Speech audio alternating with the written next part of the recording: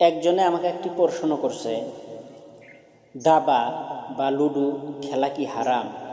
দাবা লুডু গুটি দিয়ে খেলা হয়, এই কারণে এগুলা পাশা খেলার মতন, আর পাশা জাতীয় সকল খেলা হারাম। ইমাম ইবনে তাহমিয়া রহমতুল্লাহ আলাইহি বলছেন, চারে মাযহাবের ইমামের দৃষ্টিতে নরদ খেলা হারাম, চাই তাতে বাজি ধরা হোক বা না হোক।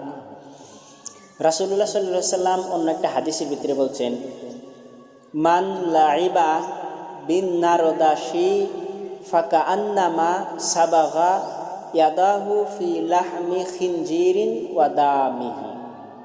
যে ব্যক্তি নারদাসীর খেলায় অংশগ্রহণ করলো, সে নিজের হস্ত, নিজের হাত শুকুর রক্তে রঞ্জিত করলো।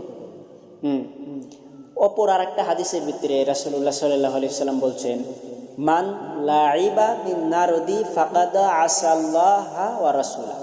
যে ব্যক্তি নারদাসীর খেলায় অংশগ্রহণ করলো, সে আল্লাহ ও তার রাসূলের নাফরমানি করলো।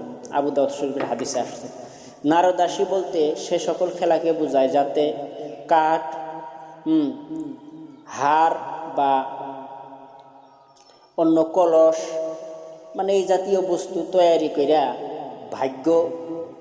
ভাগ্য চেক করা, যেরকম ওইখানে গটি চালা, গটি চাইলা গটি তোলা, কার নাম্বারে গটিটা উঠলো, এগুলো চেক করা, ভাগ্য পরীক্ষা করা।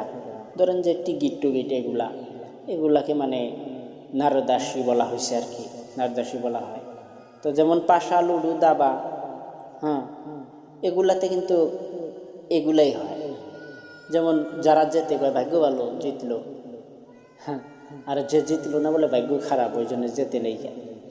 আমার কাছে অনেক মানুষ, এমন মানুষ আমার কাছে আসছে যে জুয়া খেলবো, জুয়া খেলাইতে যাবো, ওরকম কোনো তাবিজ কবচ আছে নাকি, ওরকম কোনো দোয়া আছে নাকি, শিখাইয়া দেন। এইবারই খেলাম না, আর খেলাম না, এবার খেলায় লাভ করে নিয়ে আসুন। বহুটি অনুষ্ঠান গেছে, একটা বারই খেলাম, দ্বিতীয়বার আর খেলাম না, এরকম কথা বলা হয়। দেখেন, দাবা লুডু মানে যত খেলায় আছে, দাবা কন, লুডু কন, ফ্রি ফায়ার কন, পাবজি কন, এ সমস্ত খেলাই হারাম। এগুলা হালাল করার চেষ্টা করলেও এগুলা হালাল হবো না। তাহলে আমরা বুঝতে পারলাম যে দাবাও খেলা যাব না, দাবা খেলা তো এটা হারাম, লুডু খেলাও হারাম, দাবা কন, লুডু কন, এই সম্পূর্ণ খেলাই হারাম। আল্লাহ আমাদের সবাইকে বোঝার তৌফিক দান করুন। আল্লাহ আমাদের সবাইকে এই খেলাধুলার থেকে বিরত রাখুক, ইমানের পথে অবিচল থাকার তৌফিক দান করুক, ইমান নিয়ে কবরে যাওয়ার জন্য যেন আল্লাহ তৌফিক দান করে। আমিন।